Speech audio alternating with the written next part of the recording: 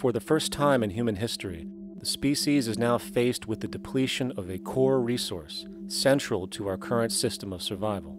And the punchline of the whole thing is that even with oil becoming more and more scarce, the economic system will still blindly push its cancerous growth model, so people can go out and buy more oil-powered cars to generate GDP and jobs, exacerbating the decline. Are there solutions to replace the edifice of the hydrocarbon economy? Of course. But the path needed to accomplish these changes will not manifest through the market system protocols required, since new solutions can only be implemented through the profit mechanism. People are not investing in renewable energies because there is no money in it in both the long and short term, and the commitment needed to make it happen can only occur at a severe financial loss. Hence, there is no monetary incentive, and in this system, if there's no monetary incentive, things do not happen. And on top of it all, peak oil is just one of many surfacing consequences of the environmental social train wreck gaining speed today. Other declines include freshwater, the very fabric of our existence, which is currently showing shortages for 2.8 billion people, and those shortages are on pace to reach 4 billion by 2030. Food production, the destruction of arable cropland, from which 99.7% of all human food comes from today, is occurring up to 40 times faster than it is being replenished. And over the last 40 years, 30% of the arable land has become unproductive. Not to mention that hydrocarbons are the backbone of agriculture today, and as it declines, so will the food supply. As far as resources in general, at our current patterns of consumption, by 2030 we will need 2 planets to continue our rates, not to mention the continual destruction of life-supporting biodiversity, causing extinction spasms and environmental destabilization across the globe. And with all of these declines, we have the near exponential population growth, where by 2030 there might be over 8 billion people on this planet. Energy production alone would need to increase 44% by 2030 to meet such demand.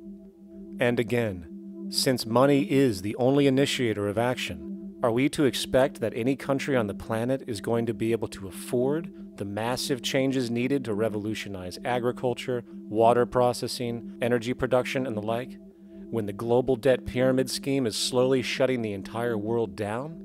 Not to mention the fact that the unemployment you currently see is going to become normality due to the nature of technological unemployment. The jobs are not coming back. And finally, a broad social perspective.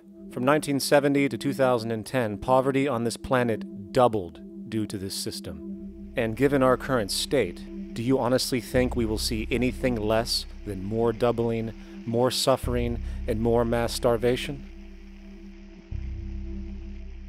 There is not going to be any recovery. This is not some long depression that we're someday going to pull out of.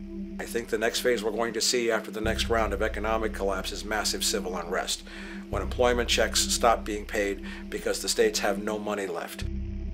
And when things get so bad that people lose confidence in their elected leaders, they will demand change if we don't kill each other in the process or destroy the environment. I'm just afraid that we might get to the point of no return. And that bothers me no end. We do all we can to avoid that condition. It's clear that we're on the verge of a great transition in human life.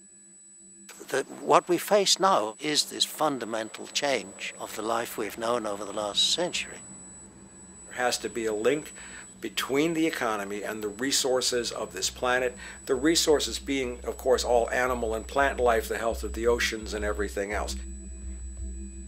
This is a monetary paradigm that will not let go until it's killed the last human being. The in-group will do all it can to stay in power. And that's what you got to keep in mind. They'll use the Army and Navy and lies or whatever they have to use to keep in power. They're not about to give it up because they don't know of any other system that will perpetuate their kind.